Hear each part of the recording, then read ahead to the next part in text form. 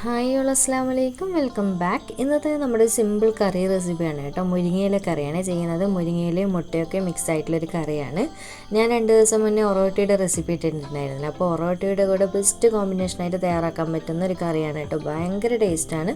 കുറച്ച് ഇൻഗ്രീഡിയൻസേ വേണ്ടുള്ളൂ.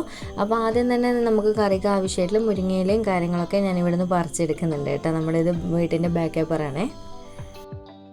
അപ്പോൾ ഇലയൊക്കെ പറിച്ചതിന് ശേഷം ഞാൻ ഇപ്പോൾ കിച്ചണിൽ വന്നിട്ട് ഇലയൊക്കെ ഇതുപോലെ പറിച്ചെടുക്കുന്നുണ്ട്. സെപ്പറേറ്റ് ചെയ്ത് കൊടുക്കുമല്ലോ. അപ്പോൾ നിങ്ങൾക്ക് എങ്ങനെയാണ് ഈസി ആയിട്ട് ചെയ്യാൻ പറ്റുന്ന ആ ഒരു രീതിക്കൊന്ന് നോക്കിയിട്ട് ചെയ്യുക കേട്ടോ. അപ്പോൾ ഞാൻ ഇതുപോലെ മുഴുവനും ഒന്ന് പറിച്ചെടുക്കട്ടെ.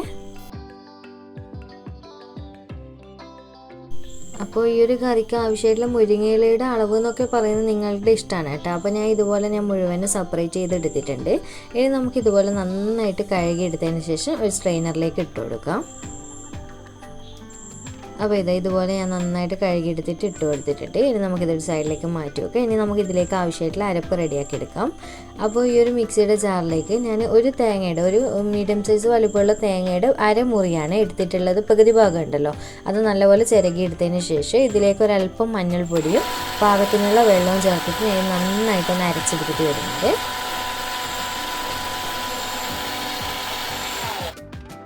അപ്പോൾ ഇതുപോലെ അരച്ചെടുത്തതിന് ശേഷം നമുക്കിതൊരു സൈഡിലേക്ക് മാറ്റി വെക്കാം.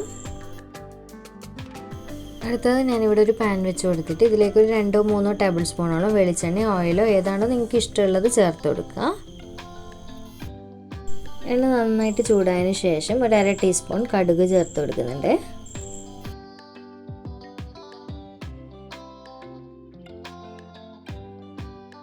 ഇപ്പം കടുകൊക്കെ നന്നായിട്ട് പൊട്ടിയതിന് ശേഷം ഞാൻ ഇതിലേക്ക് കുറച്ച് കറിവേപ്പിലയും കൂടി പൊട്ടിച്ചെടുക്കുന്നുണ്ട്. അടുത്തത് ഒരു സവാള ഇതുപോലെ നീളത്തിൽ കട്ടിയിട്ട് ചേർത്ത് കൊടുക്കുക. ഈ ഒരു സമയത്ത് തന്നെ ഒരല്പം ഉപ്പും കൂടി ഇട്ട് കൊടുക്കുക. എന്നിട്ട് നമുക്ക് നന്നായിട്ട് ഇത് മിക്സ് ചെയ്ത് കൊടുത്തതിന് ശേഷം സവാള നന്നായിട്ട് തന്നെ ഒന്ന് വഴറ്റിയെടുക്കുക. അത്യാവശ്യം നല്ലപോലെ ഒന്ന് കളറൊക്കെ മാറി വരാൻ തുടങ്ങുന്നവരെ വഴറ്റിയെടുക്കുക.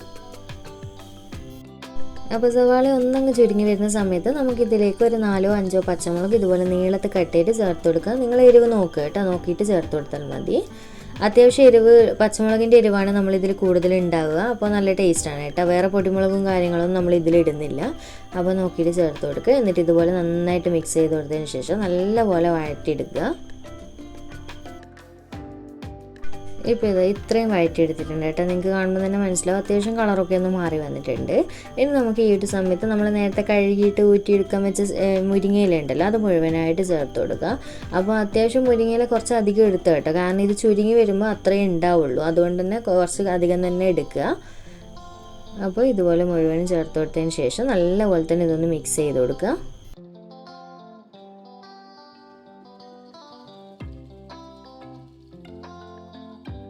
അപ്പോൾ ഇതുപോലെ നന്നായിട്ട് മിക്സ് ചെയ്ത് കൊടുക്കുന്ന ആ ഒരു സമയം കൊണ്ട് തന്നെ മുരിങ്ങയിലൊക്കെ ഒന്നും കാണാനുണ്ടാവില്ല കേട്ടോ. അങ്ങനെ നല്ലപോലെ ചുരുങ്ങി വരും.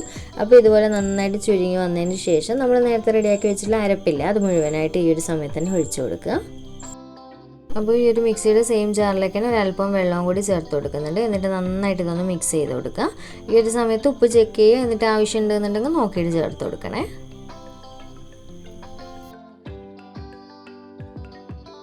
ഇനി നമുക്കിത് നല്ലപോലെ തിളച്ച് വരുന്നവരെ ഒന്ന് വെയിറ്റ് ചെയ്യാം.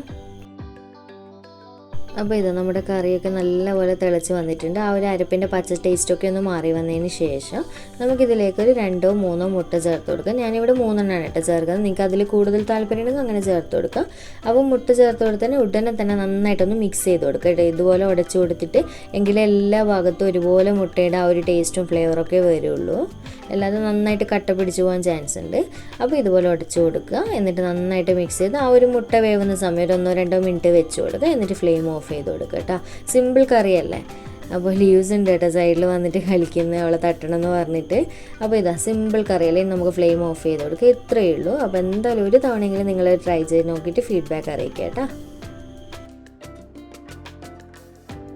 അപ്പോൾ കറിയൊക്കെ സെറ്റ് ആയിട്ടുണ്ട്. ഉമ്മ ഇതിപ്പോൾ പൊറോട്ടയൊക്കെ നല്ല സ്പീഡായിട്ട് ചുട്ടുകൊണ്ട് നിൽക്കുകയാണ്. ചൂടോട് കൂടി തന്നെ കഴിക്കാൻ വേണ്ടിയിട്ട് ഒരു ഒന്നൊന്നര ടേസ്റ്റാണ് കേട്ടോ ഈ ഒരു 2 കോമ്പിനേഷൻ എന്ന് പറയുന്നത്. അപ്പോൾ വീഡിയോ ഇഷ്ടമായിട്ടുണ്ടെന്നുണ്ടെങ്കിൽ ലൈക്ക് ചെയ്യാനും ചാനൽ സബ്സ്ക്രൈബ് ചെയ്യാനും മറക്കല്ലേ. അതുപോലെ തന്നെ മാക്സിമം ഒന്ന് ഷെയർ ചെയ്ത് കൊടുക്കുക കേട്ടോ. അപ്പോൾ വീണ്ടും ഒരു അടിപൊളി വീഡിയോ ആയിട്ട് കാണാം. താങ്ക്